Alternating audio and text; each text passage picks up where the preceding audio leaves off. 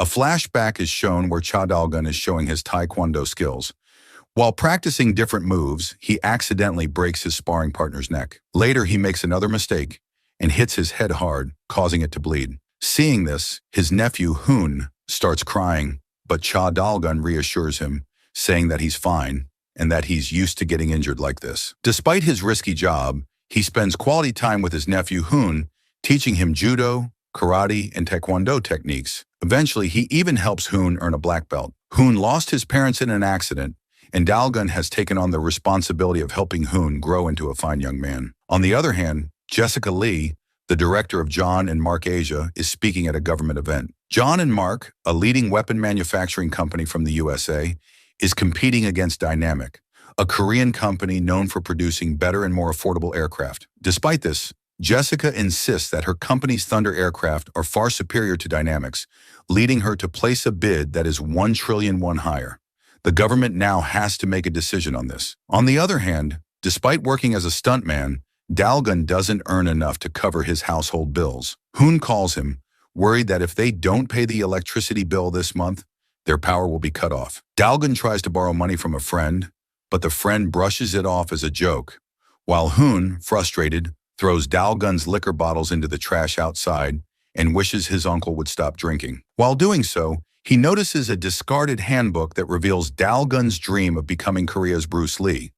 However, due to financial struggles, Dalgun couldn't pursue his dream. During dinner, Hoon is upset with Dalgun for not giving up alcohol and working harder to achieve his dream. However, he doesn't express this directly and instead just shows his anger. Dalgun, confused by Hoon's attitude, reassures him that he'll soon earn enough money to fulfill all of Hoon's wishes. He then shows Hoon an invitation card, explaining that Korea's taekwondo team has been invited to Morocco to celebrate 50 years of diplomatic relations between the two countries. Dalgun suggests that Hoon should go to Morocco and that he'll enjoy it, but Hoon is not interested. Meanwhile, at the Korean embassy in Morocco, Go Hae-ri, Korea's National Intelligence Service agent, arrives late to a meeting. She places her files on the table, only to realize that the meeting had ended long ago. The Korean ambassador reprimands her, saying he has never seen any intern be so careless. She apologizes, and as the other agents leave the hall, Hae-ri discreetly locks the door and gets to work on her secret mission. She tries to extract a device hidden inside a clock on the wall, but just then, an embassy agent, Kim Ho-sik, enters and asks why she locked the door. Hae-ri quickly replies that she was just changing her clothes.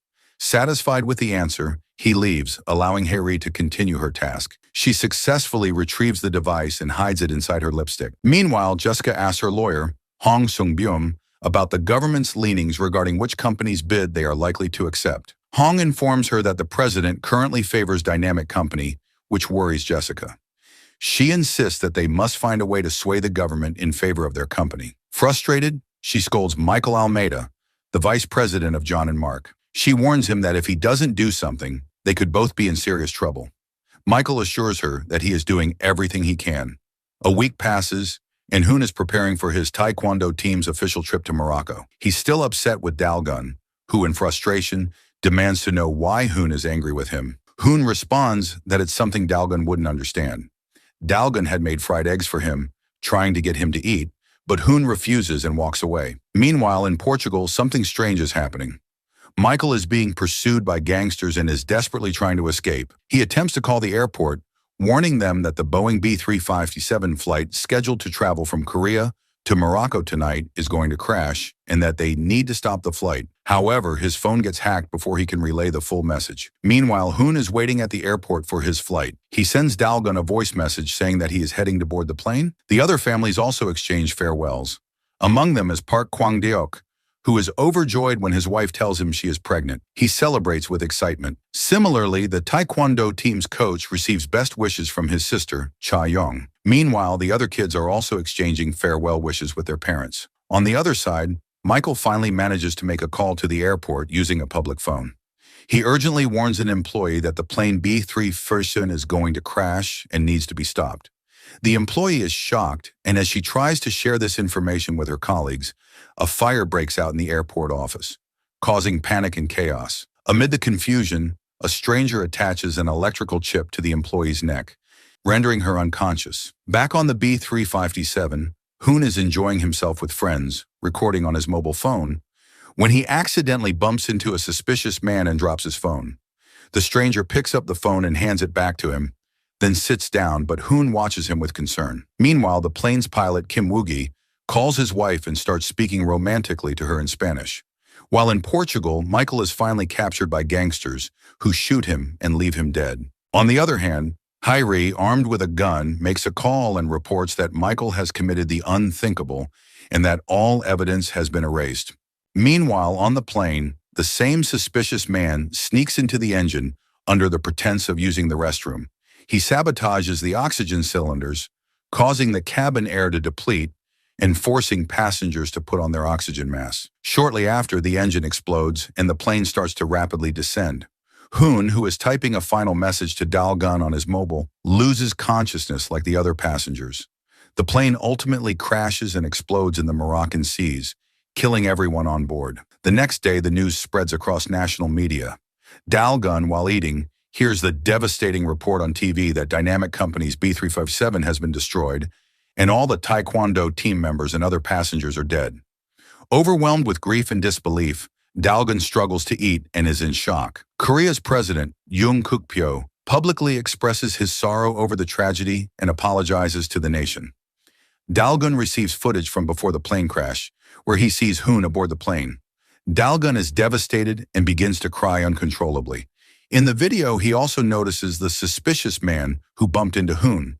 Distressed, Dalgun shuts his laptop, unable to bear the sight. Since the crashed plane belonged to Dynamic Company, the company officials publicly apologize for the failure of their aircraft technology. Suddenly, during a press conference, the bereaved families of the victims confront Dynamic's officials, attacking them with intense anger. Jessica, witnessing this scene, is pleased and leaves with a sinister smile. The grieving family members are sent by the government to Morocco to attend the funerals of their loved ones. The Korean embassy in Morocco is hosting them, with Go Hyrie and Kim Hosik serving as their guides. Dalgun, while at the airport washroom, notices the same suspicious man from the footage who had bumped into Hoon. Recognizing him, Dalgun is astonished and troubled by the fact that the man is still alive. He chases after him, but the man quickly escapes in a car. Dalgun follows in a taxi and gets close to the man. When Dalgun confronts him, asking who he is and how he survived the crash, the man responds by firing a gun at Dalgun. Dalgun dodges the shots, and a fierce fight ensues between them. During the struggle, Dalgun notices a strange symbol on the man's chest. Despite being pushed away, Dalgun continues the fight. The man manages to injure Dalgun and escapes, but Dalgun uses his taekwondo and judo skills to climb up to the roof, where he eventually finds the man again. The suspect tries to steal a car, but Dalgun leaps from the roof onto the vehicle, leading to a brutal confrontation. Ultimately, the man succeeds in throwing Dalgun off and escapes. On the other hand, the bereaved families are gathered in a hall, where Edward Park, the CEO of Dynamic Company Asia, arrives to speak with them. As soon as he enters, the families erupt in anger and rush at him. Park Kwang, a karate master, is about to throw a chair at Edward Park, but manages to restrain himself when he sees that Edward Park is not resisting and is openly acknowledging his company's faults. Edward Park explains that, just as their loved ones died in the plane crash, his own family had also been victims of a similar tragedy years ago. He informs them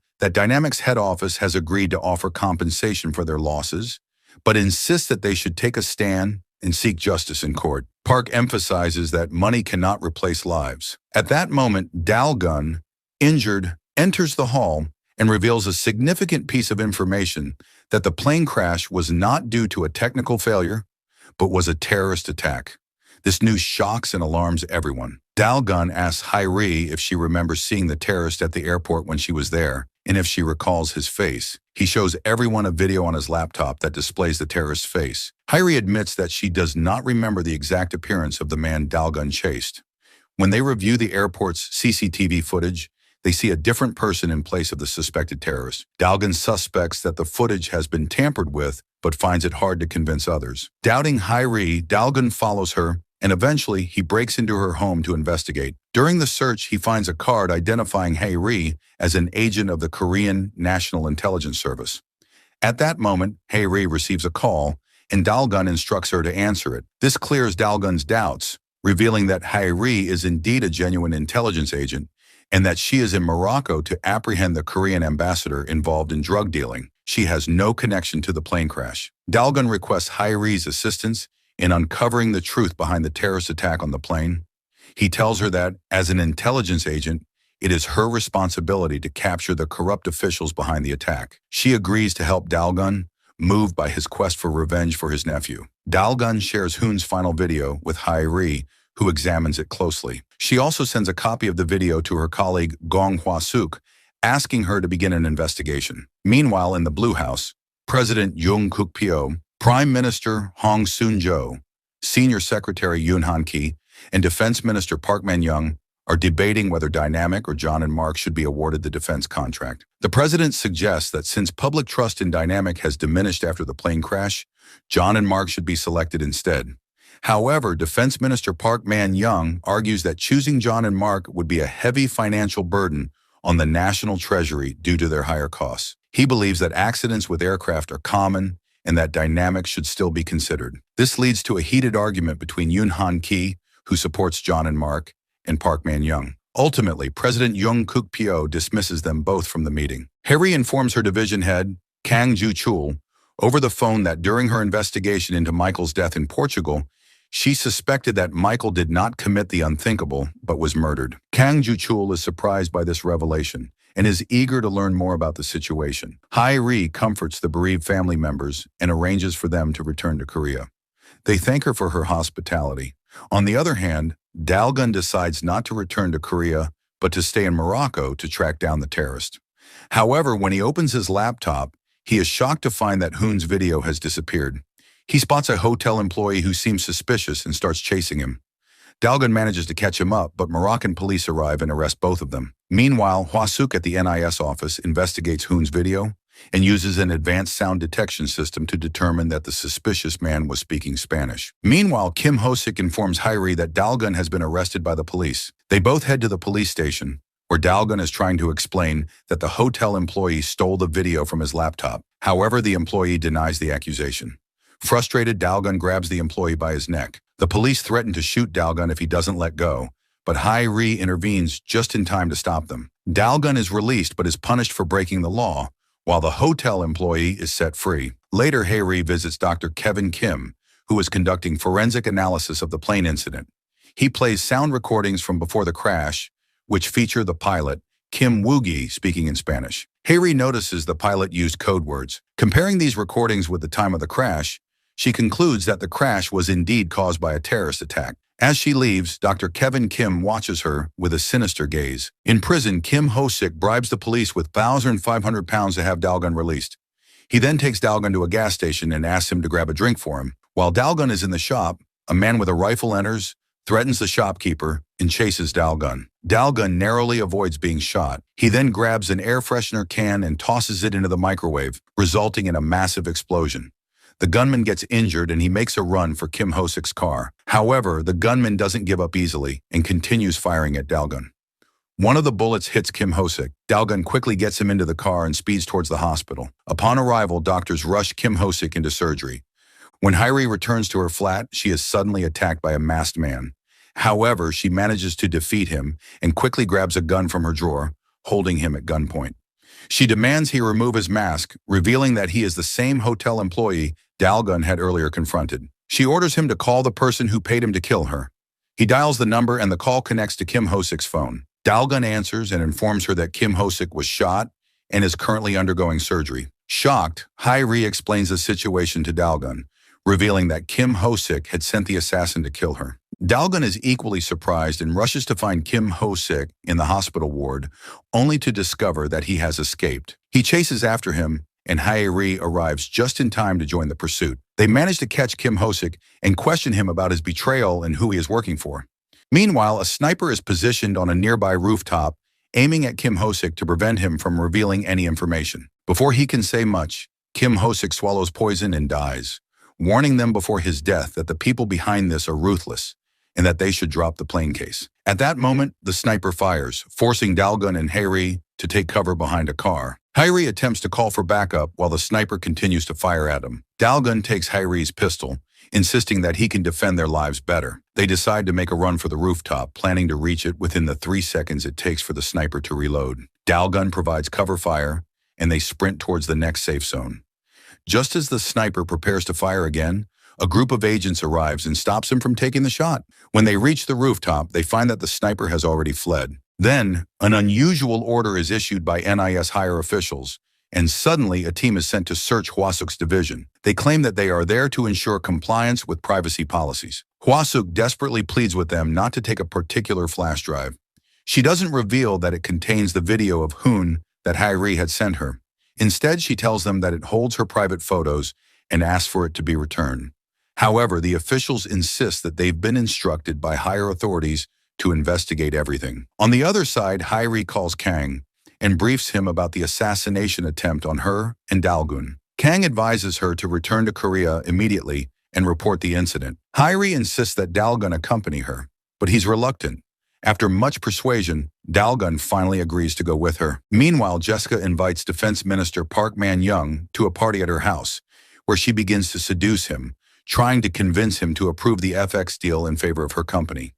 She even shows him files documenting his corruption, leaving Park with no choice but to accept Jessica's offer. Later, Jessica hires a professional assassin, Lily, paying her millions of won to kill Dalgun. Lily immediately gets to work on the mission. During the return flight to Korea, an assassination attempt on Dalgun is depicted, where an assassin uses an electric chip on his neck to incapacitate him. However, this is just a simulation of Lily's plan. The real assassination attempt begins shortly after. Dalgun notices the reflection in Hae-ri's sunglasses, realizing someone is approaching to attack him from behind. He swiftly grabs the attacker's hand, twisting it and foiling the attempt. The attacker hides the electric chip and pretends to be innocent, managing to escape. Now back in Korea, Dalgun and Hae-ri are greeted by Hwasuk, who takes them to a restaurant. At the restaurant, Dalgun meets Jo, a local newspaper reporter, who asks to speak with him privately. Jo reveals that he is investigating the B357 plane crash and needs Dalgun's help in uncovering the truth. They meet privately at another restaurant, unaware that Hae-ri and Hwasuk are secretly following them.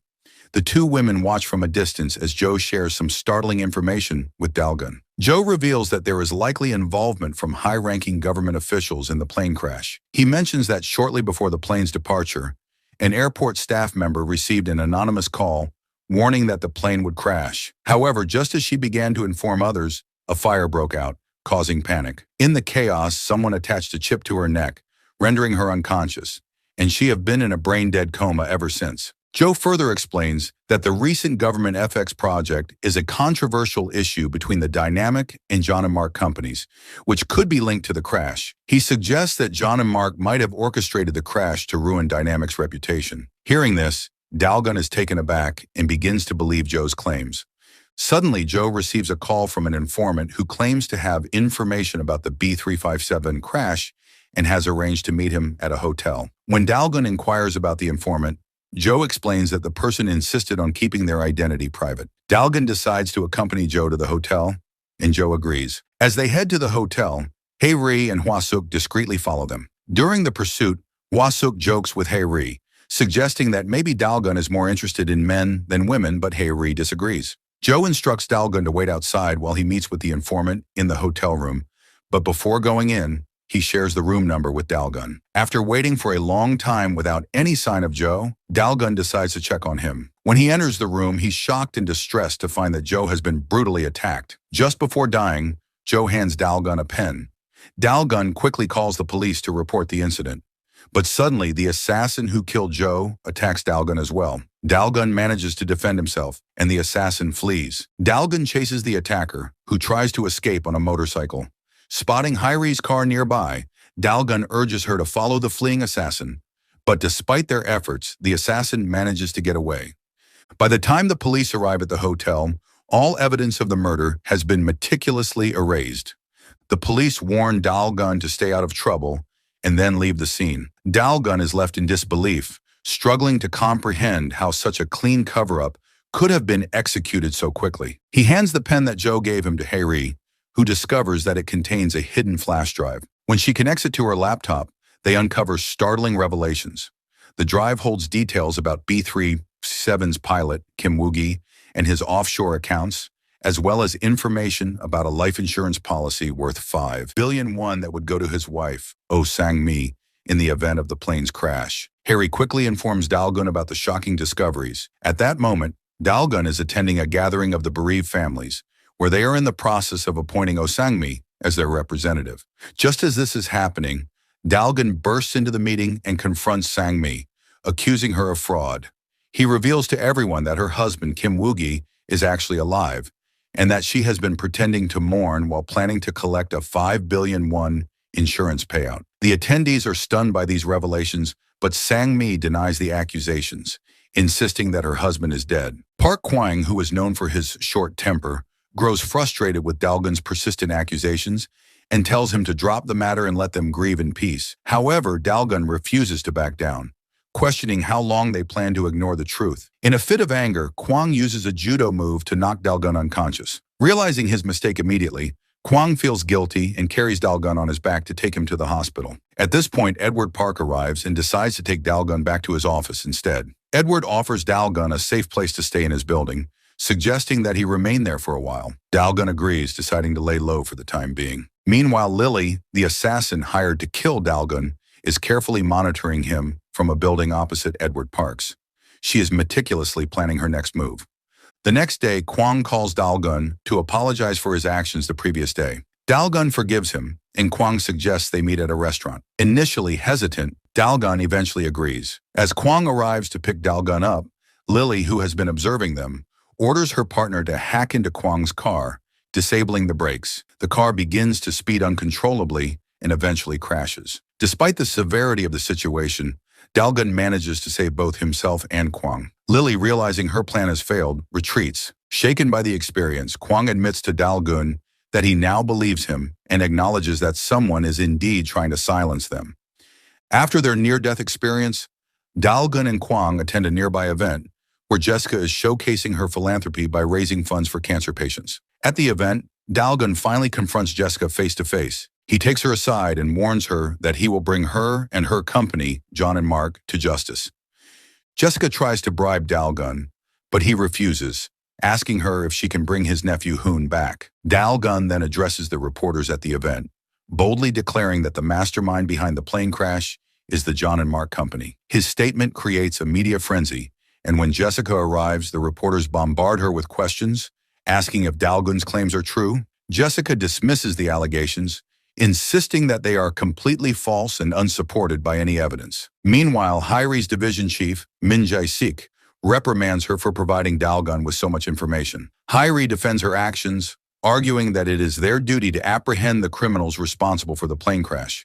Min, however, orders Hyri to close the case immediately, threatening to transfer her to a remote location if she disobeys. On another front, Kang is closely examining photos from Michael's self-harm act. He notices that the picture shows Michael using his right hand to commit the unthinkable, even though Michael was left-handed. This observation confirms Kang's suspicion that Michael was murdered and that his death was staged. Later that night, Hyeri sneaks into the NIS office, hoping to retrieve the flash drive that was taken from Hwasuk, which contains the video of Hoon. After an exhaustive search, she discovers that the file has been deleted from the system.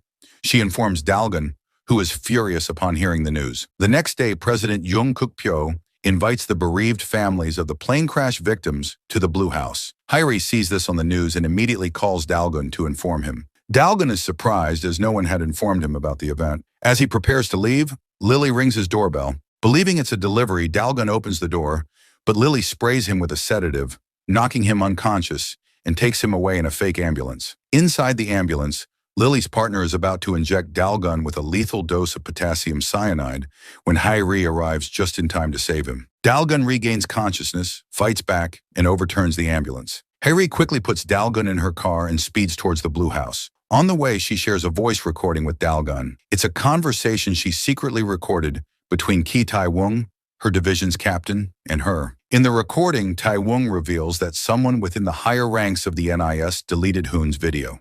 Hyri urges Dalgun to play the recording at the Blue House to expose the truth. Dalgun, worried about Hyri's job, tells her that playing the recording might get her fired. Hyri responds that she values honesty more than her job.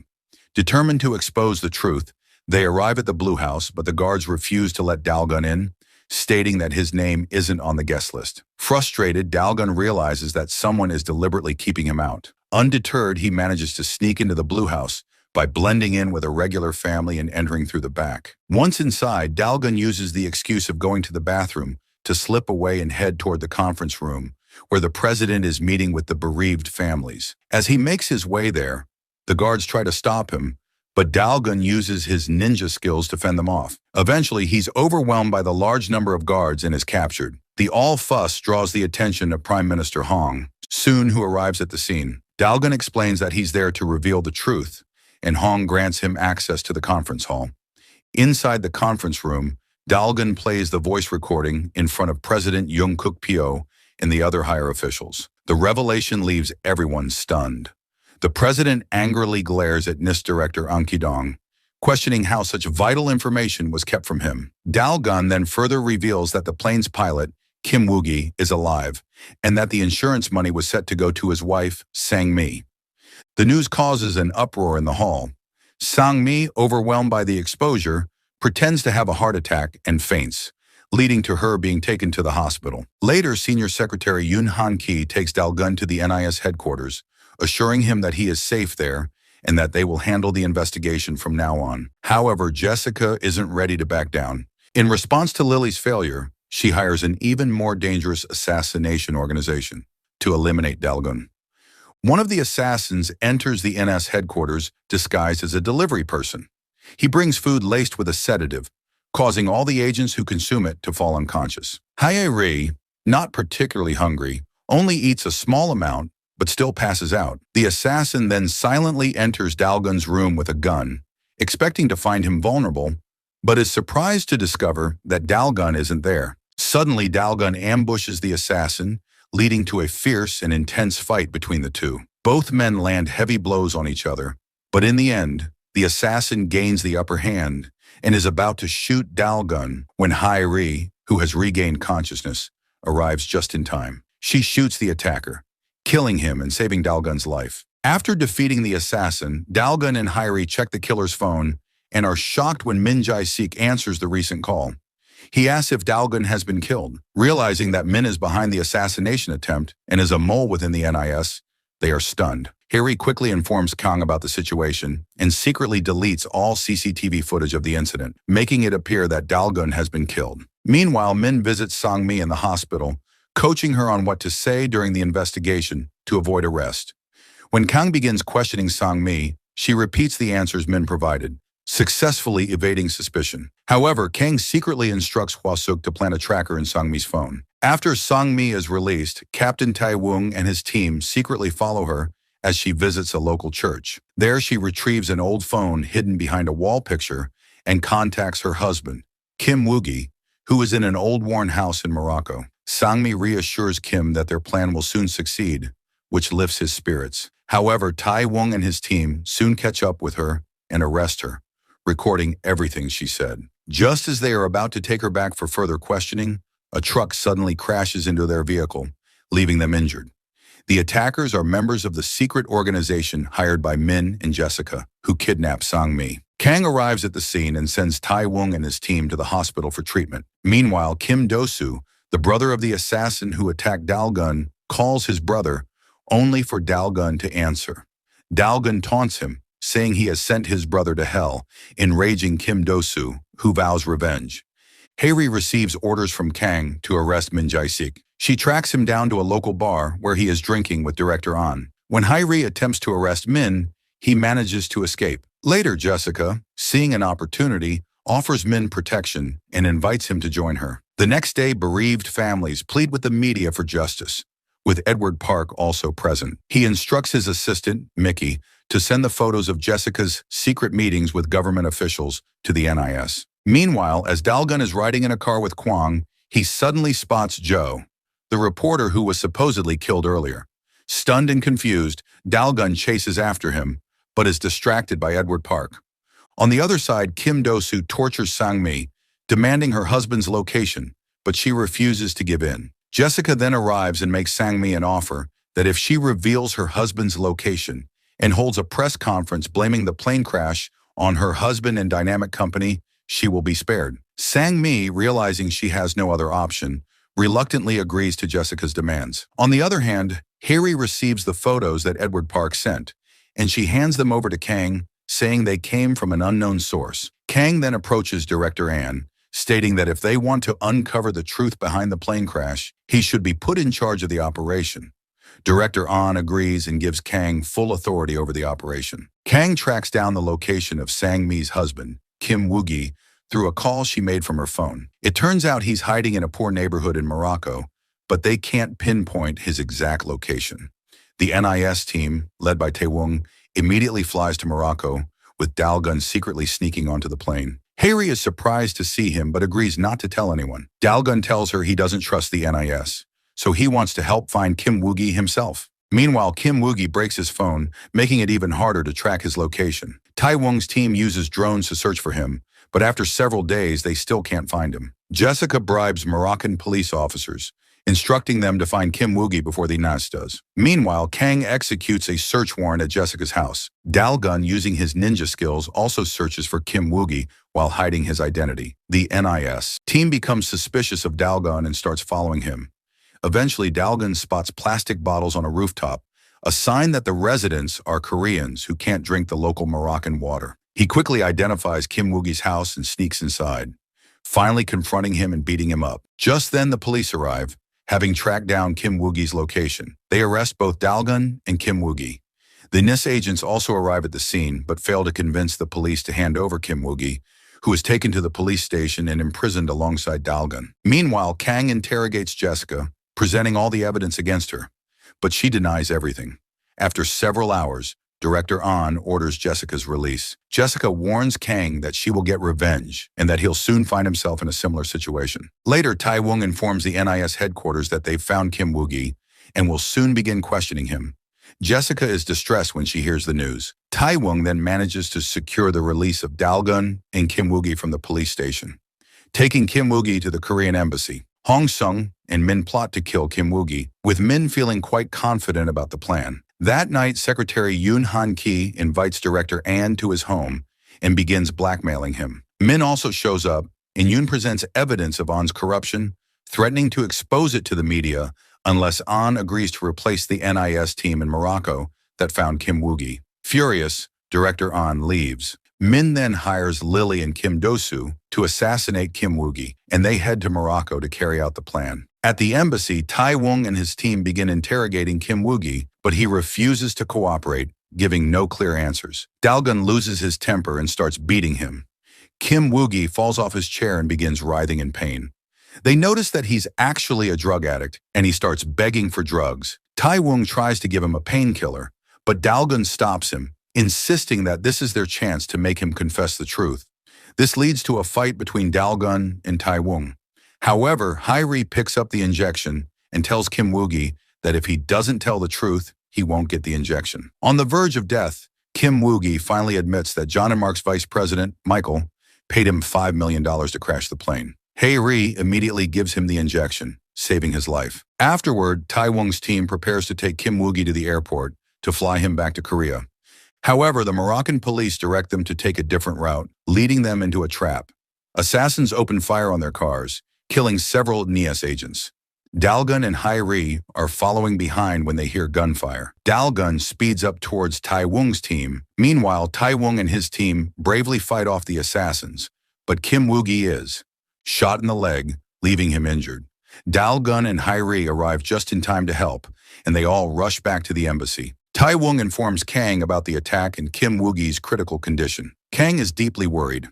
Meanwhile, Min sends his men to the embassy to finish off Dalgun and Kim Woo-gi. Min then taunts Kang, saying he ruined his plan. Kang, furious, attacks Min, but Director An arrives and orders Kang's arrest. Kang is devastated and asks Director An if he has also joined the ranks of the corrupt. Jessica, now freed from NIS headquarters, sees Kang in handcuffs and smiles at him. Back at the embassy, Taewong and the others bring Kim Woo-gi inside. Taewong calls a doctor for instructions on performing surgery. With the doctor's guidance over a video call, they manage to remove the bullet from Kim Woo-gi's leg, but he's lost a lot of blood. Hairi recalls from the files that Kim Woo-gi's blood type is O, Fortunately, Dalgun also has type O blood and donates some to save Kim Woo-gi's life. When Jessica learns that the plan to kill Kim Woo-gi has failed, she becomes anxious. However, Min remains confident, revealing that he has sent a NIS Black Ops team to the embassy to eliminate everyone. Meanwhile, Sang-mi visits the media headquarters to request permission to hold a press conference. As Kang is being taken away after his arrest, he manages to knock out the guards, steals one of their phones, and calls the media division of President Kukpyo. He tells the reporter that there are many traitors within NIS who are trying to cover up the plane crash, and that Secretary Yoon is also involved. The reporter immediately writes that down and handovers the note to the president's assistant. Suddenly, Yoon arrives and forbids her from showing it to the president. At that moment, Prime Minister Hong shows up, takes the note, and tears it up on the spot. Meanwhile, the press conference has already started, and Sang-mi places all the blame for the plane crash on her husband and Dynamic Company. This shocks Edward Park and causes an uproar in the media. On another front, Hwa Suk, trying to help Kang, dials a secret number.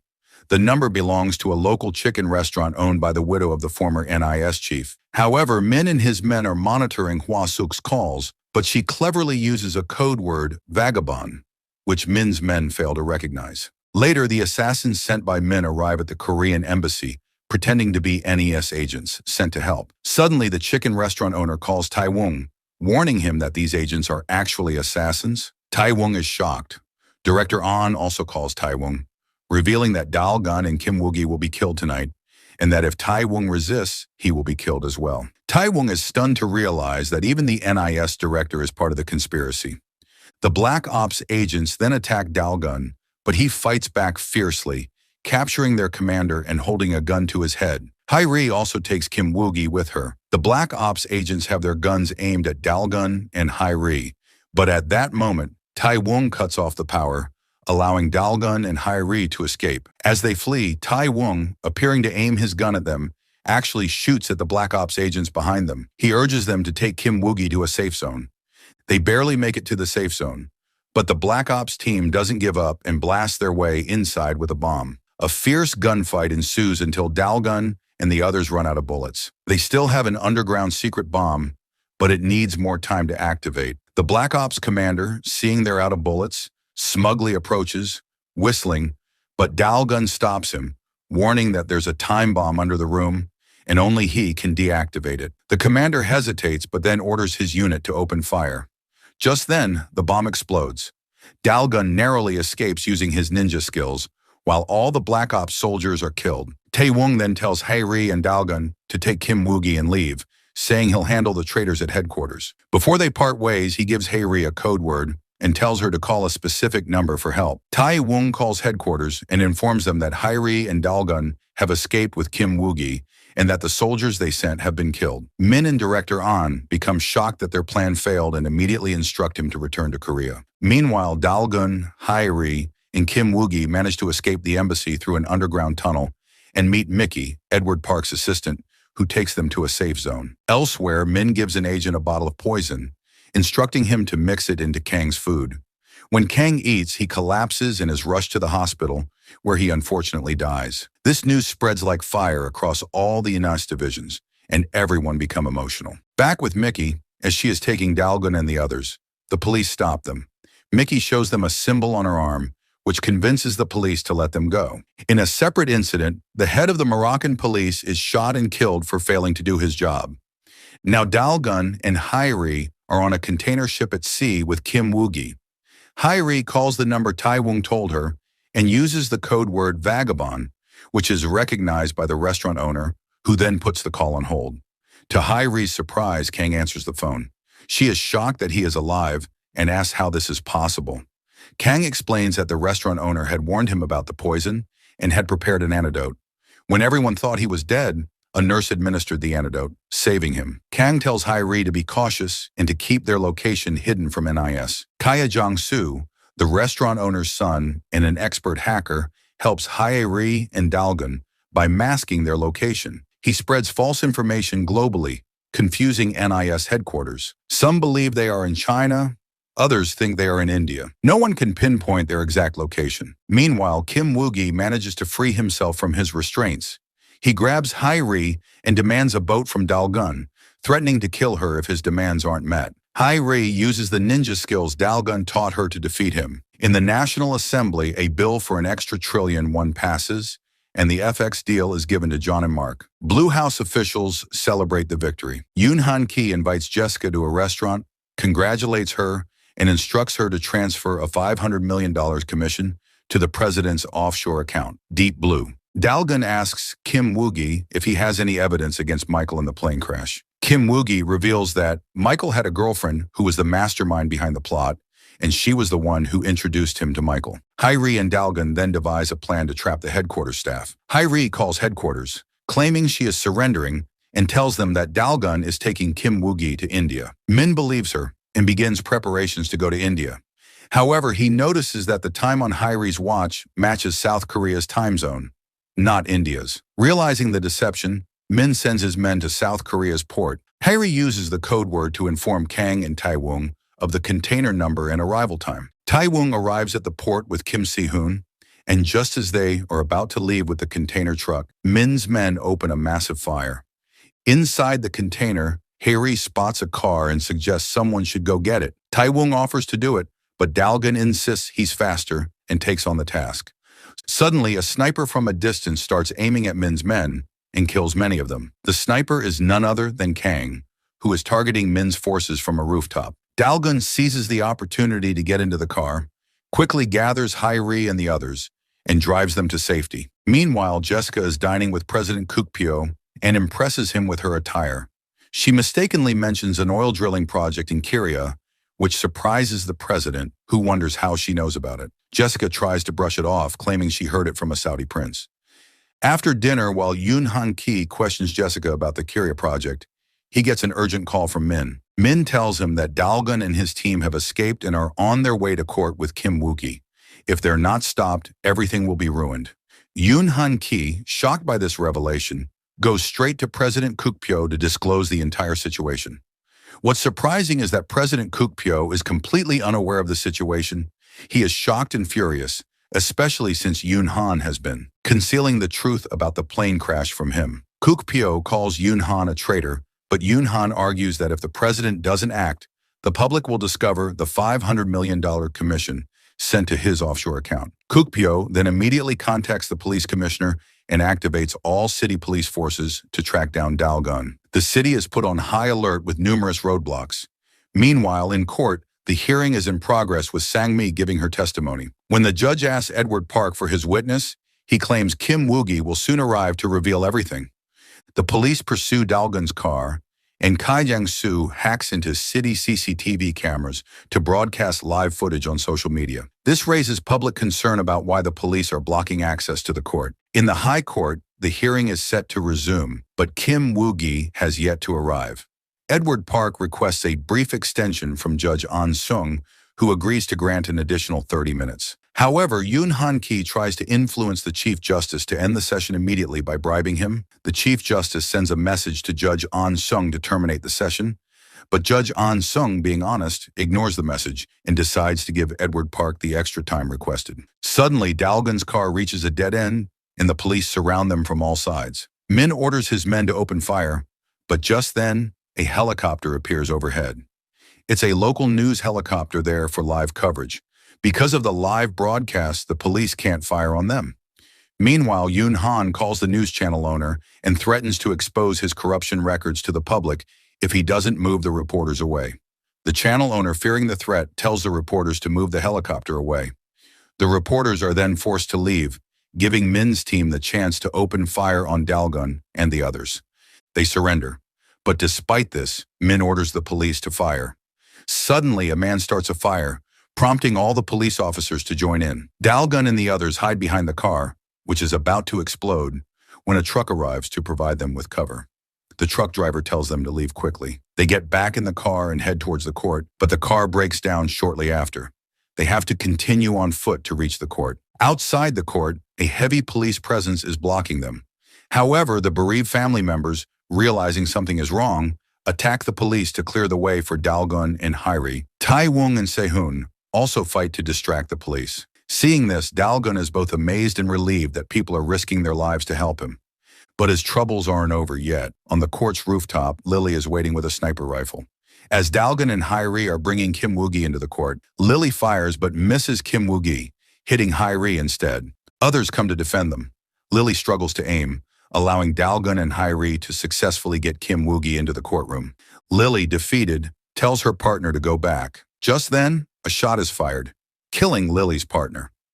Lily hides and calls Jessica, saying she's been attacked by an unknown sniper. The hearing resumes, and questioning of Kim Woo-gi begins. He reveals that John and Mark Asia Company's vice president, Michael, paid him $5 million for the plane crash. When asked for evidence, he says he secretly recorded a video while receiving the money from Michael and that the video is stored privately on his website. He provides the website name and password. When the website is accessed, the video is found and played, showing Michael giving money to Kim Woo-gi. The video also reveals the terrorist Jerome, who destroyed the airplane engine. This sensational news shocks everyone in the courtroom. The court hearing concludes, and Judge An Sung delivers the verdict. He announces that Dynamic will be fined 10 billion won for failing to ensure the safety of the plane. Edward accepts the fault and agrees to the compensation. The judge also declares John and Mark as criminals involved in the incident and summons their officials. This news brings joy to everyone. After the verdict, Min tries to escape with his men.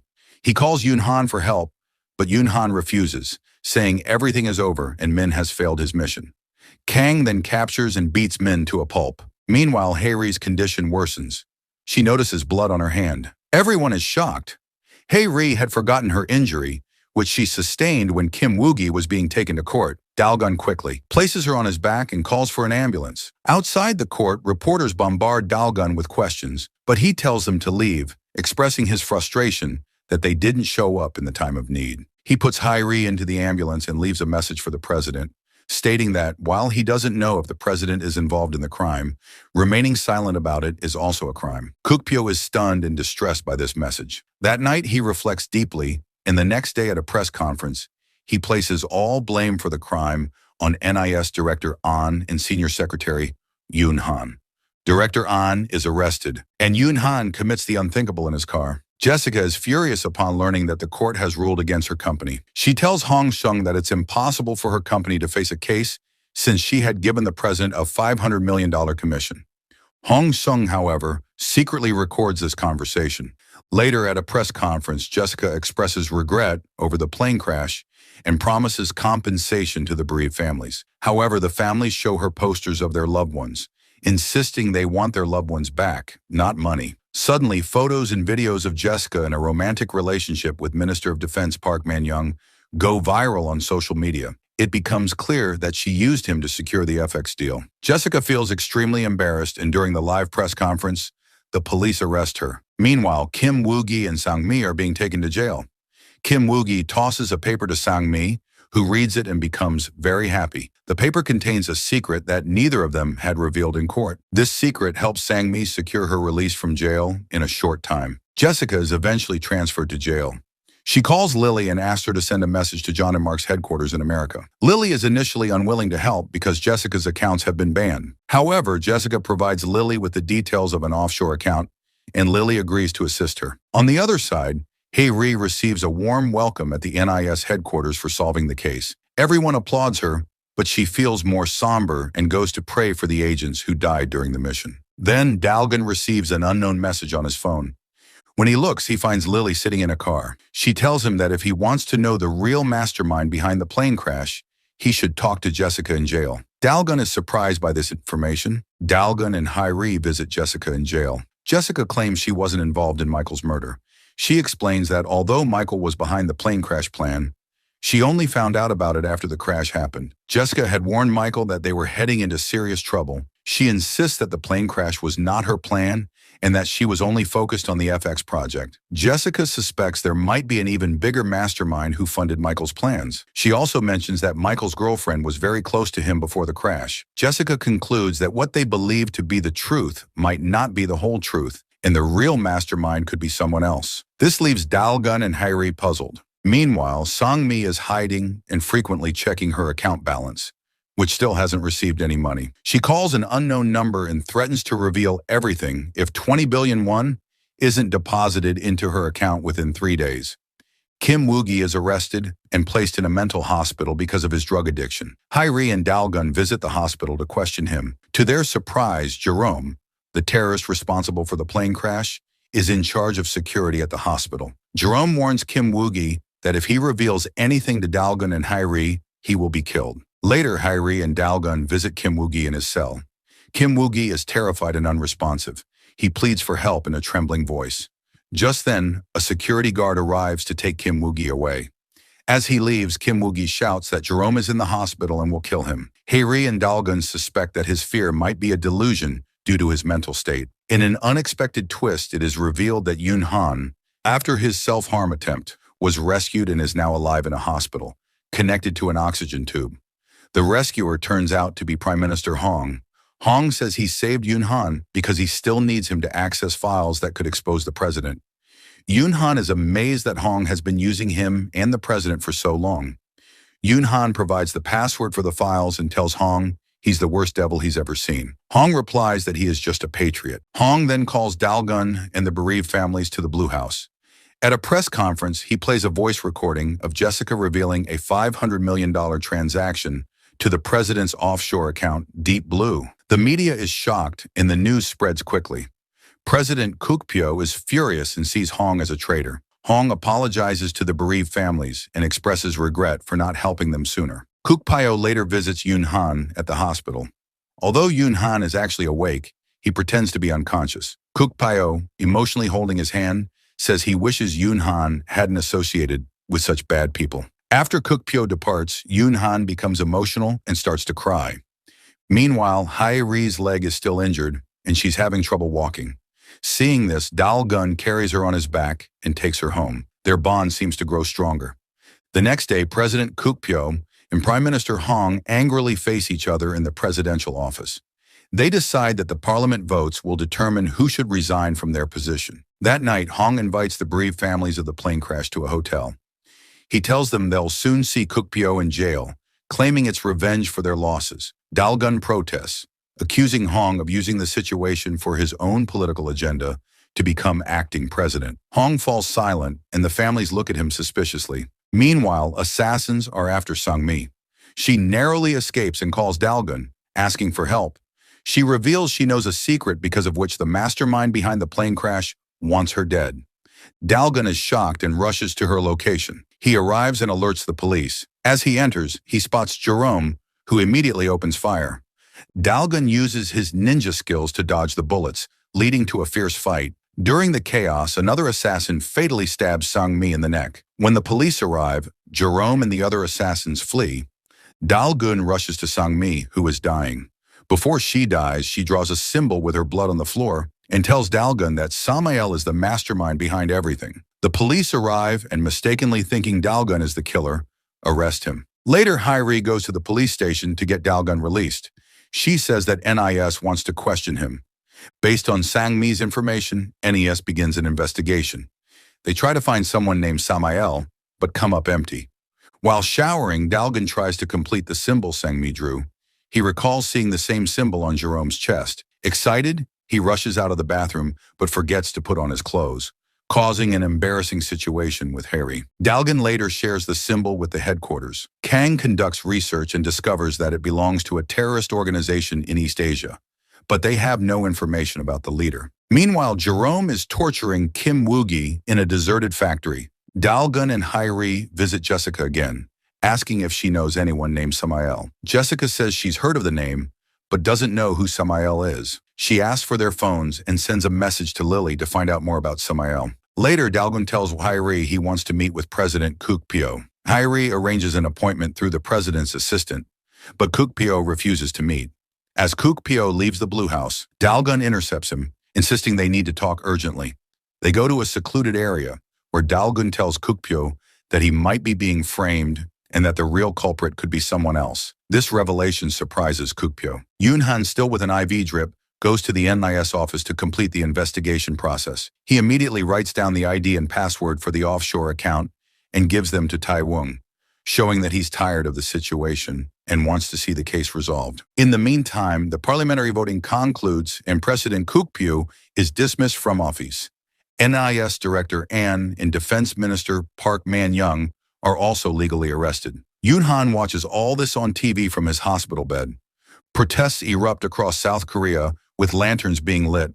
Unable to handle the situation, Kuk-pyo starts taking poison in his car, but then remembers Dalgun's words and throws the poison away. Kuk-pyo calls Dalgun and invites him to a private meeting.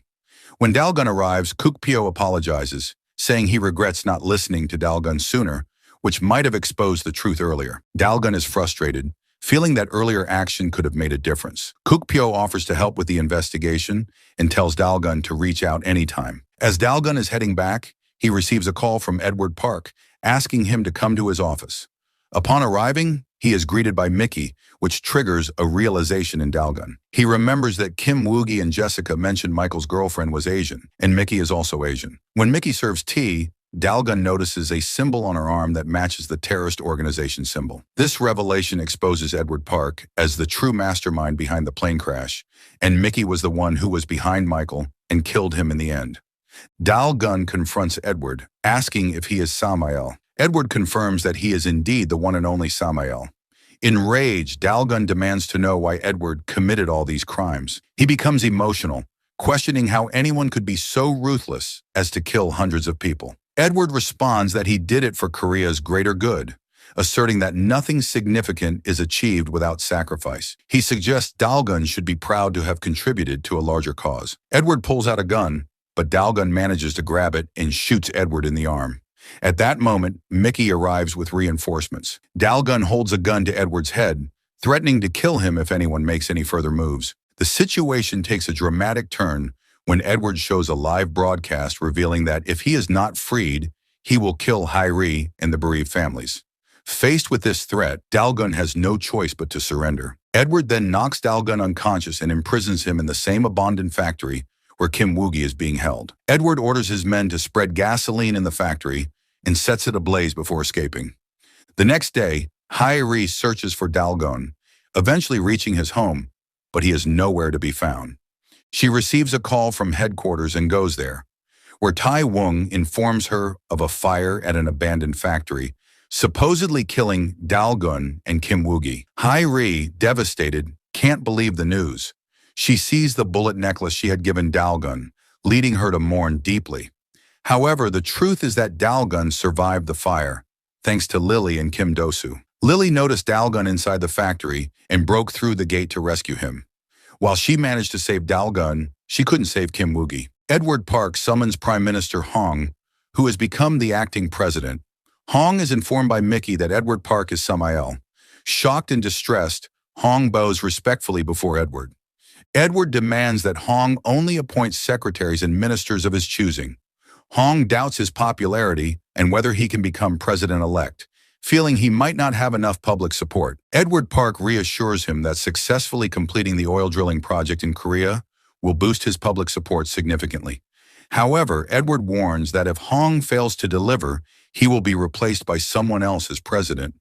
Harry, with tears in her eyes, tells Kang and Taewung that she will take revenge on Dalgun's behalf no matter what. Dalgun, now safe, asks Lily and Kim Do-soo to keep his survival a secret. He does not want anyone to get hurt in his pursuit of revenge, especially Hairi. He also asks how much they would require to help him, but Lily and Do-soo laugh it off, saying he doesn't have the means to afford their help. Dalgun then calls Kuk-pyo and requests money. Dalgun visits Kuk-pyo at his private residence. Kuk-pyo is astonished to see him alive, given the news of his death. Dalgun explains that he vowed to stay alive until he had brought justice to the wrongdoers. Kuk-pyo provides him with the address of an offshore account and tells him to take as much money as he needs from there. Later, Jessica calls Lily, asking if she has completed her task. Lily informs Jessica that Samael is actually Edward Park, leaving Jessica stunned. Lily then tells Jessica that a wealthy client has bought her services and she will now be working for someone else. Jessica pleads for Lily to do one last favor for her, to speak with the head office in America on her behalf. Lily agrees to this. Jessica is being escorted back to her cell when she spots Jerome and becomes frightened. That night, Hairi shares her plan with Taewung and Kang. She intends to become a prisoner to get access to Jessica and obtain information about Samael, as Jerome will not allow her to meet Jessica otherwise. The next day, Hairi fabricates a money laundering case against herself and is sent to jail. There, she pretends to have a confrontation with Jessica, during which Jessica reveals that Samael is actually Edward Park. Harry is shocked by this revelation. In jail, all control is in Edward Park's hands as he manages everything from the inside. To win Edward's trust, Harry and Jessica often fight, with Harry loudly accusing Jessica of being Dalgun's killer. This makes Edward Park suspicious. The next day, he visits Harry to ask why she's at the jail. Harry, hiding her anger, tells him she's there to seek revenge on Jessica. She claims that the information Sang-mi gave to the NES was false. She also says that Jessica's crimes were discovered by Dalgun, which led to him being killed. Edward tells her that staying in jail won't allow her to prove Jessica's crimes, so he offers to help her get bail. Meanwhile, Jessica also tries to gain Edward's trust. She tells him she has no personal grudge against him, only against the people at John and Mark's headquarters who abandoned her during a difficult time. She says that if given the chance to go to America, she would take revenge on them all. Edward asks if she's asking for his help, to which Jessica, crying, replies that she'd rather die than accept help from someone like him. Eventually, Harry and Jessica's plan succeeds, and Edward Park, believing their story, releases them from jail. Jessica and Harry leave together in the same car. Jessica tells Harry that she's heading to the Kingdom of Kyria to secure deals that will strengthen her position in the company. She mentions that Harry could also take revenge on Edward Park there. Hearing this, Harry agrees to go with Jessica to Kyria. Meanwhile, Dalgun, now working with Lily, has joined a U.S. Army Black Ops unit. They carry out an attack on a weapons facility. After the successful operation, Dalgun notices that the team captain is stealing a biohazardous tube from the site. When Dalgun asks about the tube, the captain insists they should focus on the mission, not questions. Lily advises Dalgun to avoid any reckless actions, but he cuts off her call and kills all the fellow soldiers. Jerome finally arrives at the scene. When he tries to remove the tubes, Dalgun uses a remote-controlled bomb to destroy one, causing its contents to spill on Jerome. He starts to tremble with pain as blisters form on his face. Dalgun places the antidote in front of Jerome, saying it will only be given once Jerome answers his questions. Jerome reveals that the tube was intended for a biochemical terror attack in Kyria, and that he works for Excess, a global financing company. In response, Dalgun throws the antidote away. As Jerome tries to retrieve it, Dalgun crushes it underfoot and tells Jerome to remember his nephew Chahun when he's in hell. Finally, Dalgun throws a grenade as he leaves, destroying the entire building. Edward Park, Yoon Han, Min and Mickey head to Kyria to seize control of the oil drilling project. Meanwhile, Hairi arrives in Kyria, preparing to meet with the prince. Dalgun is also in Kyria, waiting for his target as part of a U.S. operation, unaware that his next target is Hairi. Suddenly, Dalgun's sniper partner fires at Hairi's car, causing it to stop. As Hairi exits her car, Dalgun is both surprised and distressed. His partner is about to shoot Hairi, but Dalgun intervenes by killing his partner to save her. Hairi quickly escapes from the scene. The remaining part of the story will be revealed in the next sequel.